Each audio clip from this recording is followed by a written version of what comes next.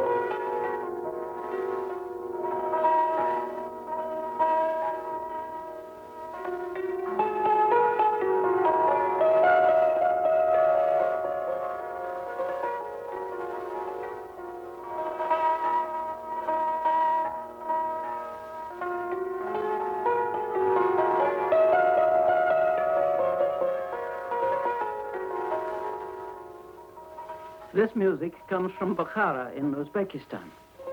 In Bukhara, they used to say, Allah has 100 mosques and the emir has 500 wives. The emir is gone now. Some of the mosques are museums, and the collective farmers waiting for the bus listen to music on their transistor set. But the music still speaks of minarets, fountains, nightingales, the old dreams of Asia.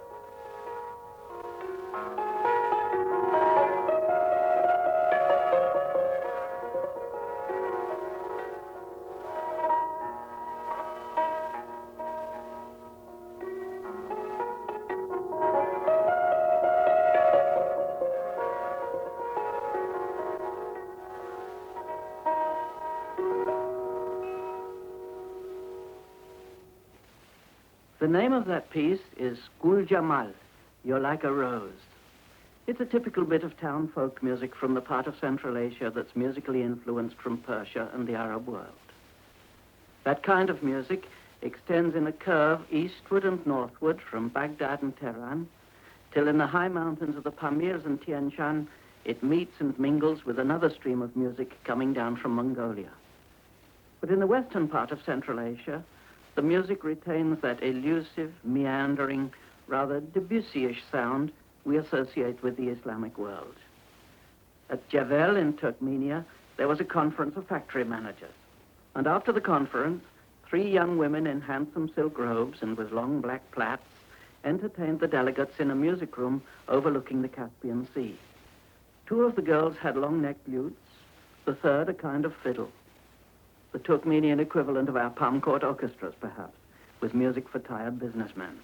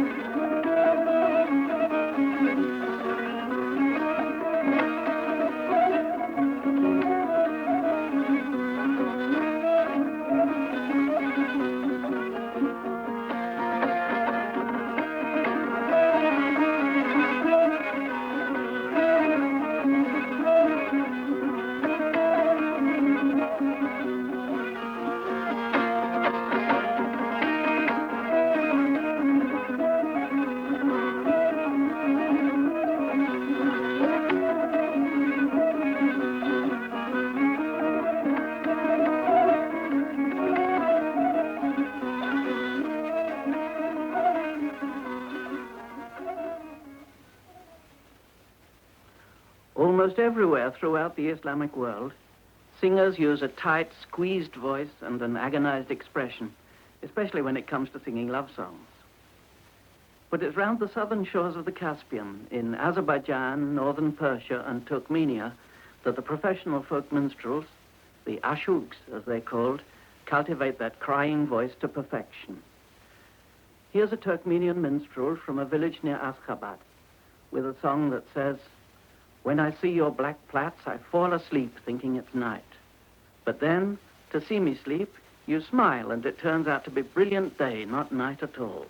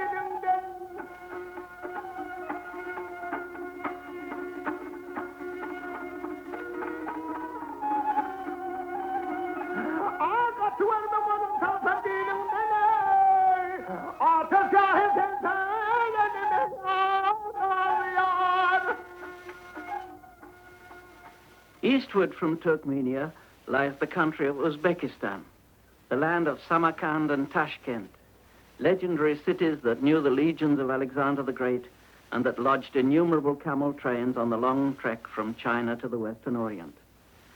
Nowadays, these are modern cities, and the traveler is likely to be awakened by sounds no more romantic than the latest prices from the Fergana cotton market being relayed over public loudspeakers.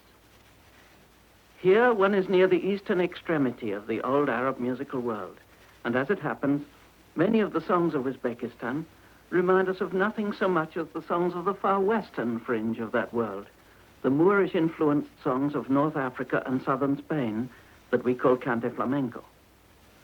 Any Andalusian gypsy musician would recognize something familiar about this Uzbek melody.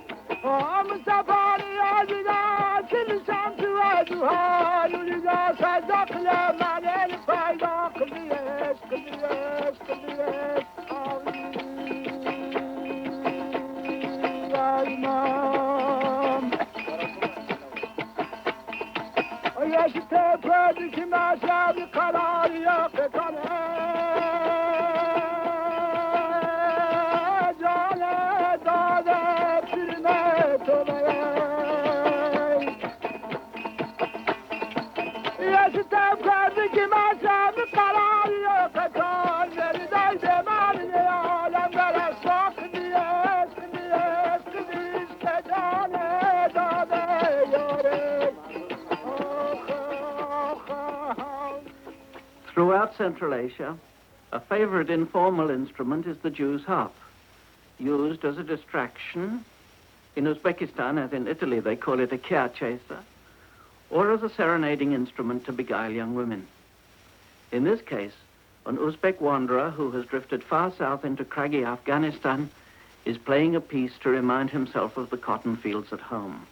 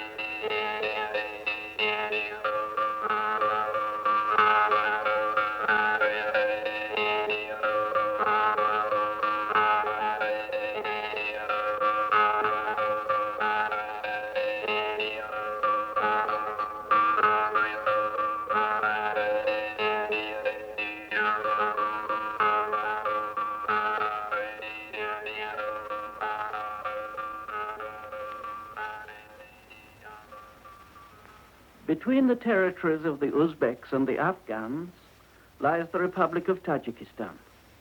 The Tajiks are a people of Persian origin, speaking an ancient kind of Persian language, and in the south of their territory, at least, the music is Old Persian too. As elsewhere in Central Asia, much of the music making goes on in the tea houses, which are almost like inns. If you have the time to spare, you may spend days in a tea house, resting on a couch, drinking tea, and every now and then somebody circulates a kalyun, a kind of water pipe like a hookah, and people drift in and out, conversations start up and then die down again, and the only sound is the bubbling of the samovar. Towards evening, musical instruments are brought out and passed round, and the customers show themselves as singers and players. Everyone is expected to take a turn, and the music making goes on long into the night, which doesn't prevent drowsy customers from sleeping and waking up and ordering more tea. The songs may be on all kinds of themes. The building of the big dam at Chubek, the bygone battles between Soviet partisans and the forces of the anti-communist Ibrahim Beg, the joys and hardships of cotton picking. And then the lute is passed to a young Tajik who launches into a popular love song of immemorial kind hereabouts. Your plaits are like a chain to bind me, he sings. Your mouth is an orchard that tempts me to trespass. But my heart is as bitter as a pomegranate seed. And when you look at me so coldly, I'm like a pigeon wounded by a stone.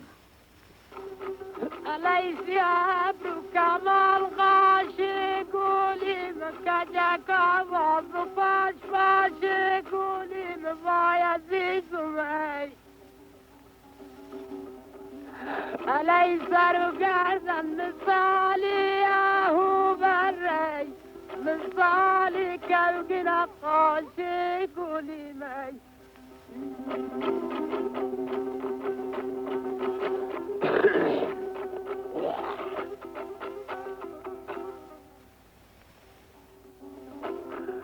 علي بابا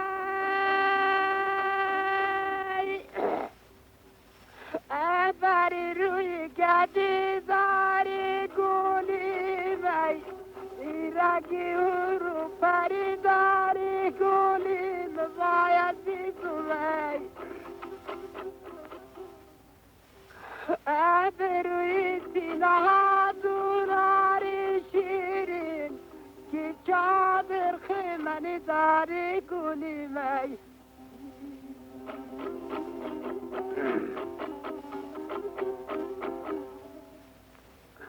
علي باباي